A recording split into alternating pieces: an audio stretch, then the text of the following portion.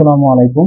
এটা ফাংশনের 3 number class. এই ক্লাসে আমি ফাংশনের বেসিকটা আরো একটু ক্লিয়ার ভাবে ধারণা দিতে চাচ্ছি।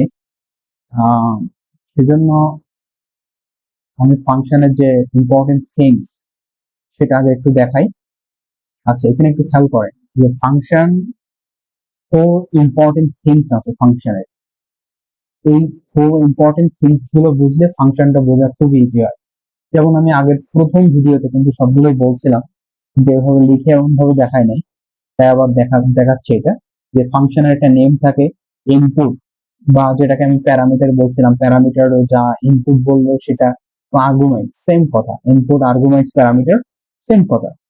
তারপরে হচ্ছে আপনার রিটার্ন ডাটা টাইপ, তারপরে হচ্ছে ফাংশন বডি। এগুলো কিভাবে লেখা থাকে, প্রথমে আমরা রিটার্ন ডাটা টাইপ লিখি, ফাংশন নেম লিখি, এবং এর ভেতরে আমরা ইনপুট বলেন, আর্গুমেন্ট বলেন বা প্যারামিটার বলেন সেটা লিখি। আচ্ছা, এবং এরপরে ইওর ক্যালকুলেশনটা করবেন এবং রিটার্ন রেজাল্ট রিটার্ন করছি। খেয়াল করেন, সাপোজ আমি একটা প্রবলেম সম্ভবত দেখাইনি, দেখাবো। দুইটা সংখ্যার যোগ, দুইটা সংখ্যার যোগ যদি আমি এমনি ফাংশনের মাধ্যমে করতে চাই, সেটা ক্ষেত্রে আমরা কি করতে পারি? প্রথম এই যে ইন্টিজার, ইন্টিজার, এটা কিন্তু আছে আপনার রিটার্ন ডাটা টাইপ। তারপরে আছে গেট সাম, এটা হচ্ছে ফাংশন নেম। দুইটা সংখ্যা যোগ করার জন্য আমরা একটা এমন একটা নাম যেটা আছে এই প্রবলেমটার সাথে যায়, সাম, গেট সাম। আচ্ছা, এরপর আমরা এই যে ইন্টিজার এক্স এবং ইন্টিজার ওয়াই নিয়েছি, এটা হচ্ছে আপনার কি, এটা হচ্ছে আপনার রিটার্ন, সরি, এটা হচ্ছে আপনার আহ, এই যে এগুলো হচ্ছে আপনার আর্গুমেন্ট প্যারামিটার বা ইনপুট যেটা বলা হয়। আচ্ছা, এর ভেতরে আমরা কি কাজ করেছি? এর ভেতরে এই যে রিটার্ন টাইপ ইন্টিজার সাম, এটা আমরা দুইটাকে যোগ করে দিয়েছি এবং রিটার্ন হিসেবে সাম রিটার্ন দিয়েছি। এখন সাপোজ মনে করেন যে আপনি এমন একটা ফাংশন নিতে চাচ্ছেন যে ফাংশনে আপনি কিছু রিটার্ন করতে চাচ্ছেন, অর্থাৎ আপনি সেই ফাংশনের ভিতরে কোনো ইনপুট আর্গুমেন্ট যে প্যারামিটার কিছু অ্যাড করতে যাচ্ছেন না, সেক্ষেত্রে কি হবে? সেক্ষেত্রে আপনি সে হাইটা যদি দেখেন, এখানে আপনি কোনো ইনপুট দেন না, কিন্তু এখানে সেক্ষেত্রে আপনার একটা কাজ করতে হবে, তখন ইন্টিজার যেহেতু রিটার্ন করবেন না, রিটার্নটা এই ইন্টিজারের ভিতরে এই যে মানটাকেই তো আমরা রিটার্ন করি, সেহেতু আমরা ভয়েড দেবো। ভয়েড মানে কি, আমি আগের একটা লেকচারে বলছিলাম যে ভয়েড হচ্ছে ফাঁকা। ভয়েড শব্দের অর্থটা আপনি এতটুকু মনে রাখবেন যে ফাঁকা। এখানে সাধারণত হাই কল করলে এখানে প্রিন্ট টেপের ভিতরে আমরা এখানেই প্রিন্ট হয়ে যাবে। আচ্ছা, এবার আমি কোডের মাধ্যমে একটু বিষয়টা ক্লিয়ার করার চেষ্টা করি। কোড সে, আচ্ছা এখানে একটু খেয়াল করেন, সাধারণত আমরা যখন কোড কোড করতাম প্রথমে, তখন আমরা এটাকে কোডের একটা ফরম্যাট হিসেবে দেখতাম। ব্যাখ্যা এমন ভাবে বুঝিনি, কিন্তু এটা কিন্তু একটা ফাংশন। কোনো সি প্রোগ্রামিং এর কোডে মেইন ফাংশন ছাড়া ওই কোড রান করবে না। এই জন্য এটা কিন্তু ফাংশন, একটা মেইন ফাংশন, একটা ফাংশনে মেইন ফাংশন অবশ্যই থাকতে হবে। আচ্ছা, খেয়াল করুন এটা কিভাবে একটা ফাংশন হিসেবে কাজ করে, দেখেন। এই যে এটা এই ইন্টিজার, এটা কি আপনার সে রিটার্ন টাইপ না? রিটার্ন ডাটা টাইপ না, ইন্টিজার। আচ্ছা, কি রিটার্ন করে? এই জিরো, জিরো, জিরো, জিরো কি ইন্টিজার সংখ্যা না? অবশ্যই জিরো একটা ইন্টিজার সংখ্যা, এটা কিন্তু রিটার্ন করে। এবং এই ফাংশনের ভিতরে আমরা কিন্তু চাইলে ইনপুট দিতে পারি, এখানে ইন্টিজার এক্স, ওয়াই, এখানে সাপোজ যদি লাগে আমরা দিতে পারি। এটা মেইন ফাংশনে কিন্তু আমরা কাজ করে। আচ্ছা, এবার সাপোজ মনে করেন আপনি একটা ফাংশন করবেন, দুইটার সঙ্গে অ্যাড করে দেখাবো, এবং যেটা আমি এক্সাম্পল দিলাম একটু আগে ওইটাই আমি করে দেখাবো। তারপর সাপোজ প্রথমে আপনি নেবেন হচ্ছে রিটার্ন টাইপ ইন্টিজার, এবার দুইটা সংখ্যা যোগ, এবার নাম দেন অ্যাড, অ্যাড সাম। আচ্ছা, সাম দিয়েছেন, এবার এর ভেতরে আপনি কি দিবেন? এর ভিতরে দিবেন হচ্ছে প্যারামিটার ইন্টিজার, ধরেন সাপোজ আমি এক্স ধরলাম, কমা ইন্টিজার ওয়াই। আচ্ছা, এই পুরো কাজটাকে, এটাকে আপনার কি বলে জানেন? এটাকে বলেছে, এটাকে আপনার বলা হচ্ছে প্রোটোটাইপ ফাংশনের, প্রোটোটাইপ, সরি, প্রোটোটাইপ এটা না, এটা আপনার প্রোটোটাইপ দেওয়া লাগবে, আমি সেটা ধারণা দেব। এটা হচ্ছে রিটার্ন টাইপ, এটা হচ্ছে ফাংশন নেম, এবং এটা হচ্ছে আপনার ফাংশনের প্যারামিটার আর্গুমেন্ট বা ইনপুট বলেন। প্রোটোটাইপের কথা যখন আসলে আমি বলি, প্রোটোটাইপটা আমি যেহেতু আমি মেইন ফাংশনের কাজটা নিচে করছি এবং এমনি ফাংশনের কাজটা উপরে করছি, তো এই ক্ষেত্রে প্রোটোটাইপ দেওয়া লাগে না। আগের ভিডিওতে আমি দেখেছি প্রোটোটাইপ, প্রোটোটাইপ দিতে হলে আমি মেইন ফাংশনের কাজ যখন উপরে করব, আর এমন এই ফাংশনটার কাজ যখন নিচে করবো, তখন মাস্ট বি প্রোটোটাইপ দেওয়া লাগে। আচ্ছা, এটা কিন্তু প্রোটোটাইপ না। আচ্ছা, এবার আমরা কি করতে পারি? আমরা দুইটা সংখ্যা যোগের জন্য আমরা রিটার্ন টাইপ অফ ইন্টিজার, যেহেতু আমরা রিটার্ন টাইপ, এর ভেতরে আমরা যেহেতু যোগ করব, সাম ইজ ইকুয়াল টু আমরা কি লিখতে পারি, X plus sorry X plus Y, এটা লিখতে পারি না? দুটো যোগ করবে রিটার্ন টাইপের ভিতরে, আমরা রিটার্ন রিটার্ন ইন্টিজার, এই যে যেহেতু রিটার্ন টাইপ ইন্টিজার, এর ভিতরে সাম দুইটা যোগ করবে এবং আমার কি করবে, রিটার্ন করে দেবে। কি রিটার্ন করবে? আর রিটার্ন করবে সাম, কারণ রিটার্ন টাইপ আমি ইন্টিজার নিয়েছি, ইন্টিজারের ভেতরে তো সামটা রাখছি, তাহলে রিটার্ন করবে আমরা সাম। আচ্ছা, রিটার্ন সাম করার পরে সাপোজ এবার মনে করেন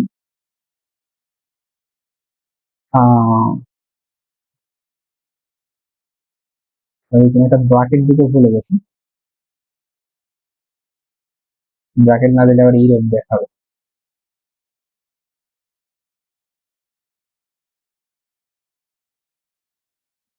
আচ্ছা, এবার মনে করেন যে আমি এর ভিতরে আমি দেখাই দিই আর একটা ফাংশন লিখবো, যেটার ক্ষেত্রে আপনার কোনো কিছু রিটার্ন করবে না। সাপোজ লিখে, সেক্ষেত্রে যেহেতু রিটার্ন করবে না আমাদের তখন ইন্টিজার নিয়ে লাগবে, যেহেতু রিটার্নটা ইন্টিজার করে, ভয়েড নেই। ভয়েড মানে হচ্ছে ফাঁকা। ভয়েড সাপোজ মনে করেন সে আন্ডারস্কোর হ্যালো, আমি এটা নিলাম এবং এর ভিতরে আমি কোনো প্যারামিটার দেবো, আমি প্যারামিটার দেবো না, অর্থাৎ ইন্টিজার এক্স ওয়াই কিছুই দেবো না, এটা ফাঁকা থাকবে। তো সেক্ষেত্রে আমি কি করতে পারি, সেক্ষেত্রে আমি জাস্ট ফল প্রিন্ট এর ভিতরে প্রিন্ট করে দিতে পারি। এখানে প্রিন্ট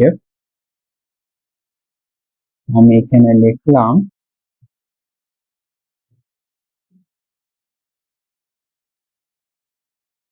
হ্যালো, নিউ লাইন দিয়ে দিলাম একটা। তো এইটার ক্ষেত্রে আর এইটার ক্ষেত্রে পার্থক্য, এটা কিন্তু কোনো কিছু রিটার্ন করবে, রিটার্ন করবে। আচ্ছা, রিটার্ন করবে। এখন এটা যদি আপনি কি বলেন প্রিন্ট করেন, তাহলে কি এটা প্রিন্ট করবে কিছু? দেই, আমি প্রিন্ট দিই, দেখেন কিছু পারে কিনা। কিছুই করছে না, কিছুই প্রিন্ট করেনি। কিছু প্রিন্ট করেছে, কিছু কিছু প্রিন্ট করবে না। কারণ যে কথাটা বললাম, যে একটা ফাংশনের মেইন, সি প্রোগ্রামিং এর আপনার মেইন ফাংশনের ভেতরে প্রথম সবকিছু দেখবে, আগে প্রথমে মেইন ফাংশনে যাবে, তো মেইন ফাংশনে যাওয়ার পরেই তো এই ফাংশন আসবে। মেইন ফাংশন আপনি উপরে দেন কি নিচে দেন দেখুন, আগে মেইন ফাংশন আসবে। তো তিনি মেইন ফাংশনে তো কিছুই লিখেননি আপনি, তাহলে কিভাবে উপরে এসে ফাংশনে কাজ করবে? কাজ করবে না। সাপোজ মনে করেন আপনার এখন মেইন ফাংশনে কাজ লেখেন, প্রিন্টএফ যদি লেখেন, সাপোজ আমি লিখলাম মেইন স্টার্ট। আচ্ছা, মেইন স্টার্ট দিয়ে আমি একটা নিউ লাইন দিলাম, জাস্ট এটা নাম হিসেবে দিলাম। এখন একটু খেয়াল করে, এখানে বোঝার আছে। এবার যদি আমি যেহেতু এই ফাংশনটার কথা বলি, মাঝের এই ফাংশন ভয়েড, এটা জাস্ট কল করলেই হয়ে যাবে। কারণ কল করলে হয়ে যাবে কেন? কারণ এর ভেতরে আমি কোনো আর্গুমেন্টস দেইনি, আর্গুমেন্টস বলেন বা প্যারামিটার বা ইনপুট কোনো কিছুই দেইনি। সো সাধারণত কল করতে হয় কিভাবে, মনে করেন এখানে যেটা আপনি লিখছেন সে হ্যালো। আচ্ছা, সে হ্যালো লিখলেন, লিখে একটা ফার্স্ট ব্র্যাকেট দিয়ে এই যে সেমিকোলন দিলে কল হয়ে গেছে। এই যে এভাবে লিখলে এটা কল হয়ে যাবে। তবে প্রিন্ট দেন। আচ্ছা, প্রিন্ট দেন, দেখেন কি আসছে, মেইন স্টার্ট এরপর হ্যালো আসছে। আচ্ছা, এটা কিন্তু হয়ে গেল যে আমার এই কোডটা শুধু কল করলে হয়ে যাবে, কারণ এই কোডটা ছিল একটা ফাঁকা ভয়েড, আমি কোনো কিছু রিটার্ন করছি না। বাট ফার্স্টে যে কোডটা আমি লিখছি, ফাংশনটা লিখছি, সেটা আপনি খেয়াল করছেন, সেটা কিন্তু আপনাকে কি করছে, রিটার্ন করছে। আচ্ছা, সেটাই যদি আপনি মনে করেন যে এটার মতন করেই আপনি অ্যাড অ্যাড সাম দিলেন, দিয়ে এমন করলেন, কল করে দিলেন, কি মনে হয় এটা কি রান করবে? দেখেন রান দিয়ে দেখেন, দেখেন ভুল দেখাচ্ছে। কি ভুল দেখাচ্ছে? Too few arguments to function. আচ্ছা, এখানে বলতে চাচ্ছে যে আপনি আর্গুমেন্টস তো নিয়েছেন, দুইটা আর্গুমেন্টস নিয়েছেন, ইন্টিজার নিয়েছেন, তাহলে আপনার সেই ইন্টিজার কই? আপনি এটা রাখবেন তো, স্টোর করার জন্য আপনি ইন্টিজার দিবেন না? আগেরটা নয় ফাঁকা ছিল, এই জন্য আপনাকে এখানে ইন্টিজার দিতে হবে। আপনি সাপোজ ইন্টিজারে যেহেতু এ করেছেন, ইন্টিজার রিজাল্ট, আমরা রিজাল্ট নাম করি, রিজাল্ট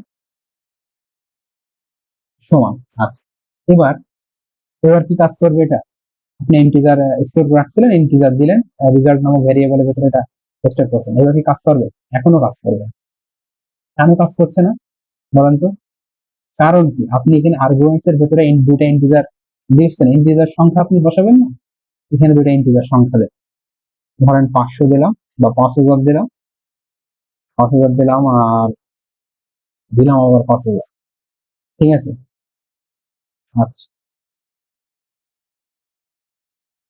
সরি এখানে সেমিকলন হবে মেবি। আচ্ছা, এবার আপনি রান দেন, খেয়াল করেন এখানে সময় হবে। এখনো কিন্তু রান হবে না। কেন রান হবে না বলতে পারবেন কেউ? এখন রান না হওয়ার কারণ কি? আচ্ছা, এইটার ভেতরে এত আমি ফাঁকা রাখছিলাম এবং ডাইরেক্ট এর ভেতরে প্রিন্ট করে দিয়েছিলাম, যেহেতু এখানে কিছু রিটার্ন করছিল না। কিন্তু এখন তো আমার এখানে প্রিন্ট করতে হবে, কারণ এটা রিটার্ন করছে।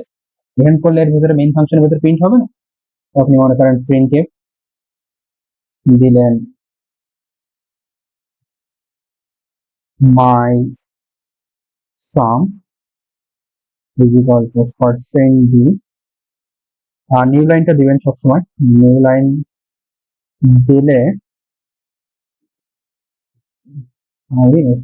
রেজাল্টটা প্রিন্ট হবে, কারণ রেজাল্টের ভেতরে সামটা স্টোর হচ্ছে।